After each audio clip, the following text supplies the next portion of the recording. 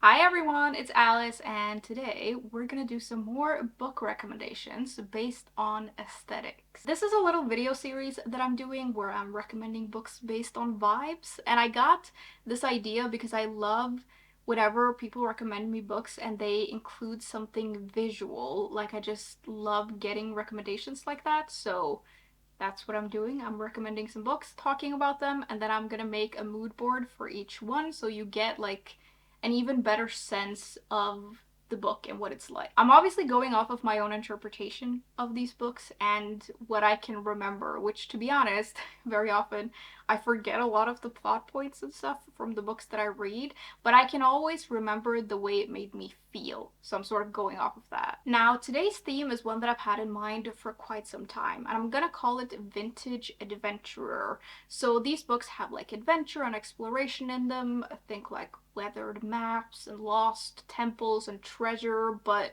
historical. And this is the kind of thing that I love finding in books, and I love reading books like this. And it is an aesthetic that does really appeal to me, like the aesthetic of historical explorers and adventurers, but obviously without the colonialism, murder, and theft. Anyways, I have a list of books to show you, although if you know of a book that fits this vibe that I don't mention, please share it in the comments with all of us, because I'm always looking for more books like this and I find them quite difficult to find. So if you have any recommendations, let us all know. Also, I will leave a link to the Pinterest boards for all of these in case you want to know where I got all of the images from. We're going to start with one of my favorite adventure books that I've ever read. It's Empire of Shadows by Jacquelyn Benson, which technically I have read in a different format. I read it when it was called The Smoke Hunter, but it's now been reworked and republished as Empire of Shadows, and this is exactly the kind of thing that I want from these kinds of books. Like, it's just excellent. It's set in 1898, and we follow a woman with archaeological ambitions, but she's sort of being held back because she's a woman and people won't give her opportunities. And then she comes across the map to this like ancient lost city, and she decides to go after it. But of course, she's not the only one who knows about this map and who wants what this map leads to. So there are these other ruthless people also trying to find this place, and it becomes a race as to who can get there first. Along the way, she's reluctantly joined by this rogue of a man who can't seem to keep his damn shirt on, and the story sort of takes off when they go off into the jungle to find this place. The vibe of this is very much like jungle, caves, vintage gear, old drawings, and we do actually have some art of the characters, which I'm gonna include because I feel like it represents the characters really well. It's exactly how I pictured them. Now, one of the reasons that I love this book so much is that it's the closest that I've come to, even though it's a different setting, it's the closest I've come to the vibe of the movie The Mummy from 99. Like, this is very similar in like themes. Obviously, this is set in the jungle and The Mummy is set in Egypt, but it has like a lot of the same things going on. Like, we have some romance, we have an adventure, we have like sort of an over the top, almost ridiculous thing going on in it, but it's also so much fun and it's really funny and it's sort of swashbuckling. I've never used that word, but I feel like that's a great word to describe it. This is also the first book in a series. I haven't read the other ones, but I know that the second one, I think, is set in Egypt or like somewhere similar to that, because based on the cover, it seems to be that. And I'm really excited to read it because I'm excited to meet these characters again because they're so much fun to read about. Secondly, we are actually going to Egypt with What the River Knows by Isabel Ibanez, which leans a little bit more YA, but it's also historical fiction fantasy with a little bit of romance to it. This one is set in the late 19th century, following a Bolivian-Argentinian girl who belongs to the upper society of Buenos Aires and who travels to Egypt after she receives word of the tragic death of her parents, and she wants to figure out what actually happened, and so she goes to Egypt, and along with her she takes this ring that her father sent her before he died. And then she gets to Egypt and she has to go through a lot of hurdles to find the answer that she needs, and she gets drawn into a whole situation because there is more to her parents' death than meets the eye. So she was right about that. There is, of course, also an assistant in here who is infuriatingly handsome. You know how it goes. There's a little bit of romance to this. And I feel like this is just a great blend of adventure, magic, and romance. And a thing I really liked about this one is how lush everything felt and like how the setting came alive. To be fair, I am probably a pretty easy customer when it comes to the setting of Egypt, but I really liked the descriptions and I liked all of the running around and the mystery aspect, and I even got quite like invested in the romance. So it's just a really good blend of all of these things. I guess there are some similarities to The Mummy with this one as well. Obviously the setting is more similar, but this leans more YA, so it does feel a little bit different. Then we have a little bit of a different one. It's Miss Benson's Beetle by Rachel Joyce. This is one of my favorite books ever because not only does it have adventure in it, it also has female friendship at the center of the story, and I love that. This one is set in 1950 and we start off in London where we meet a middle-aged school teacher who just reaches a breaking point in her life and she decides to finally chase the dream that she's always had, which is to find this golden beetle which may or may not exist, and so she decides to go to the other side of the world to try and find it.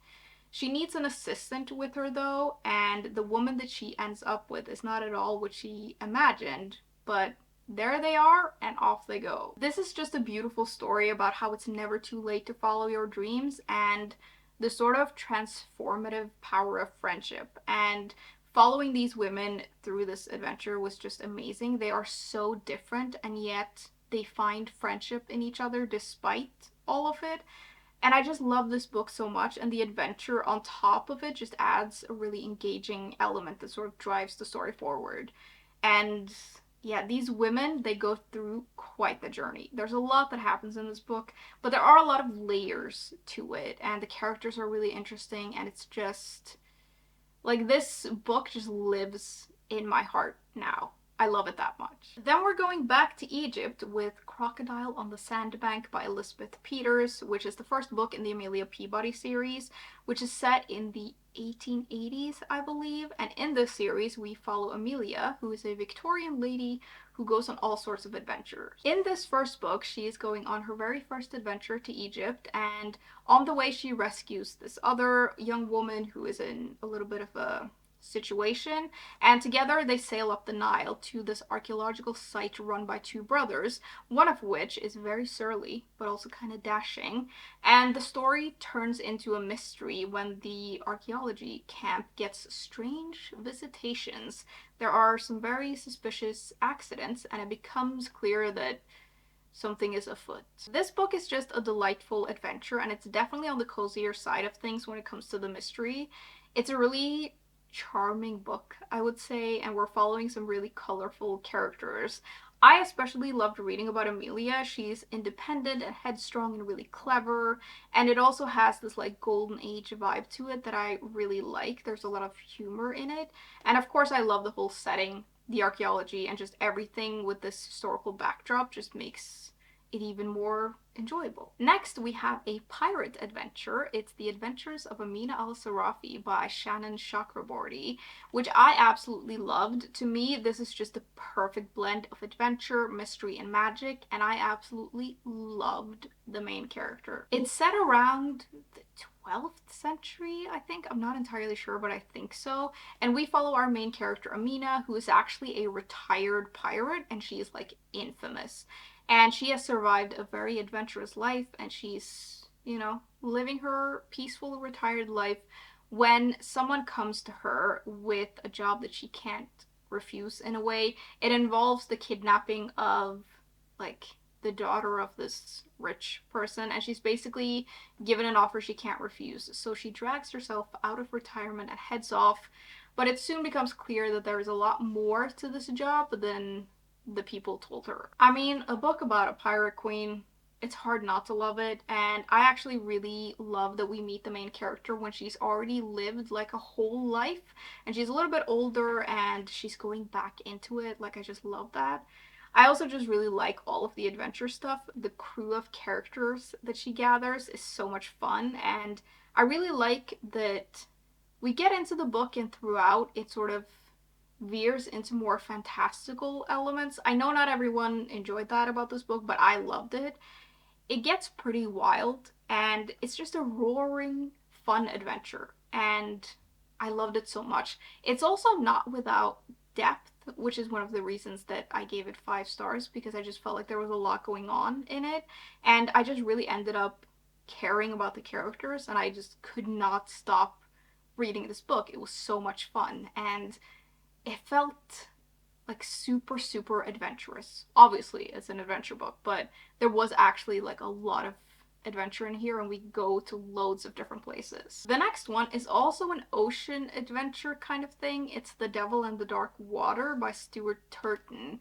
But this one leans very much into being a mystery. Like, it's basically a murder mystery on a ship journey, and it's also a little bit darker in a way. And although this book doesn't all take place at night, it kind of feels like it does. The story in this one is set in the 1630s, and we meet the world's greatest detective as he is being transported to Amsterdam.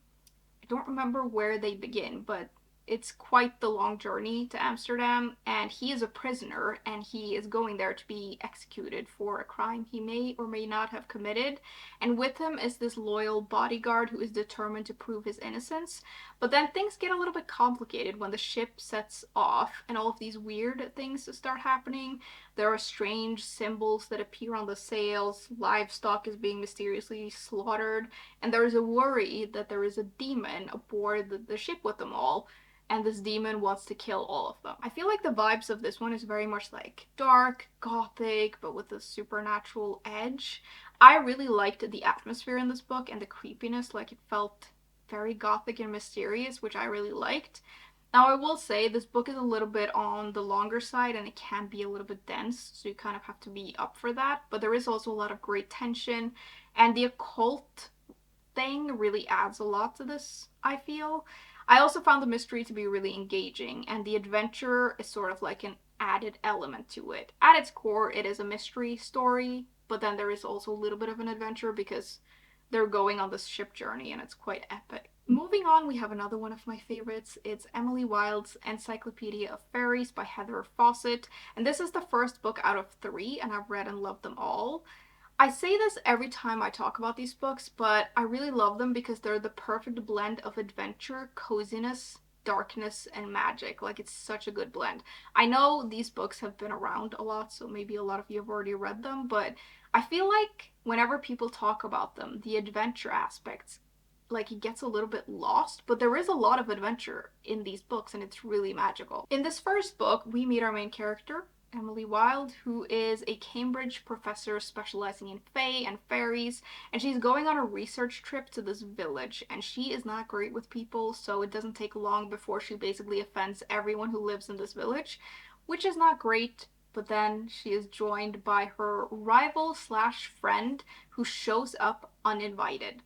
And she obviously gets a little bit annoyed, but he's actually really great with people, so it ends up helping her. He doesn't really do a lot of work, and there's something a little bit weird about him, but we basically follow them through the story as they do research and go into all sorts of magical fairy places. Now, these books feel really cottage core, but this first one actually is set in a wintry place, so I feel like the mood board needs to reflect both of those vibes. Also, like I mentioned, there's a good mix of coziness and darkness in here, which I really like, and there's a whole academic feel to it, like to everything in this, which I love. I also just love reading about the relationship between the two main characters. I love the banter and this like sunshine grumpy thing they have going on. I just love it to pieces, and I just love these books so much. Like, they just make me feel all warm inside whenever I think about them. Next, we have a book that I actually finished just a few weeks ago, so perfect timing for this video. It's The Antiquity Affair by Jennifer Thorne and Lee Kelly, and we're heading back into the world of archaeology with this one, and we're going back to Egypt, although we do visit a few other places in this book as well. This one is set in 1907, and we follow the 2 daughters of this esteemed archaeologists who are living quite different lives. One is just about to enter like high society in New York, and the other is going to school in England, dreaming of following in her father's footsteps. And the story takes off when the daughters get pulled into this whole situation with a secret society that is seeking like a lost relic that their father is on the hunt for. Off we go on this adventure, which takes us to Paris and to Egypt, and we've got puzzles to solve and treasure to find. And at the center, we have these two sisters who are trying to survive but also find their way back to each other because they've sort of drifted apart. And we also have a little bit of romance in this one, and yeah, there is romance, but the focus is really on the sisters and them being at different sort of crossroads in their lives, and they have to go through all of this and solve this whole thing, not just to save themselves, but also to make sure that this powerful relic doesn't end up in the hands of these really evil people. This is more on the fun side again. We're running around, escaping bad guys, deciphering scrolls, and things are sometimes a little bit convenient in this book, but it is a really fun adventure. Second to last, we have a book that's more on the serious side of things, for lack of a better word. It's Washington Black by Edugyan, which I read quite a few years ago now, so I don't remember that much of what actually happens in it, but I remember really liking it and that it made me think because it has a lot of interesting themes to it. Now, this one starts off in the 1830s, and we meet our main character when he is 11 years old, and he is a field slave at a sugar plantation in Barbados. And the story starts off when his master's brother chooses him to become his manservant. And this brother is like an explorer, an adventurer, and abolitionist. And he brings our main character into this whole new world of science, but it's also a dangerous world because they end up on the run, leaving Barbados in a flying balloon. The story then takes us to several places, which is the adventure aspect of this book, but the tone of this is a little heavier and more serious. There's a lot of stuff that happens in this book. There's a lot of interesting discussions around racism, slavery, cruelty, freedom, family, love, art, science. Like, it has a lot going on in it. And it's a book that really made me think. At the same time as I think, it's a book that I liked reading because I really ended up caring about the main character and I felt like we got to know him really well. And I also remember really liking the writing and like the details in the story and like the descriptions. It's really, really good. Then at the end, I have snuck in a non-fiction book actually because it's one of my favorites. It's Over the Edge of the World by Laurence Bergreen, and this one is a real adventure telling the story of the very first circumnavigation of the globe. So this happened in the 16th century, and it was Ferdinand Magellan who set off on this 3-year journey to get around the world, and he headed out with 5 ships, I'm pretty sure, and he headed south through the Atlantic Ocean and eventually made it to the Spice Islands. And then, spoiler alert, the remaining ships returned home via the Indian Ocean, thereby completing the first circuit of the globe, at least that we know of. I think one of the reasons that I liked reading this book so much is that it reads almost like fiction. Like, there is so much drama and stuff happening during this voyage, and it's a really cool thing to read about how they managed to do all of this even though they didn't really know what the world looked like. I've actually read this book twice, and I've found it to be really captivating and educational both times. It's sometimes really brutal as well, which is not that surprising, and there is a lot of detail, but it's not boring, at least it wasn't to me. And at the heart of it is just this amazing adventure filled with battles and mutinies and shipwrecks and treasure, and also some really terrible things like torture and violence, but that's all a part of the story. It is also a book that really makes you wonder like who the real hero of the story actually is. It's definitely something to think about. We've reached the end of my list for today though. That was everything that I had. I really hope you enjoyed this. I know these videos are a little bit different, and again, if any of you have any recommendations for books like this, I would love to know. I'm sure everyone would appreciate more recommendations in the comments, and yeah, I'm always looking for more books like this. As always, thank you very much for hanging out with me today, and I will see you soon. Bye!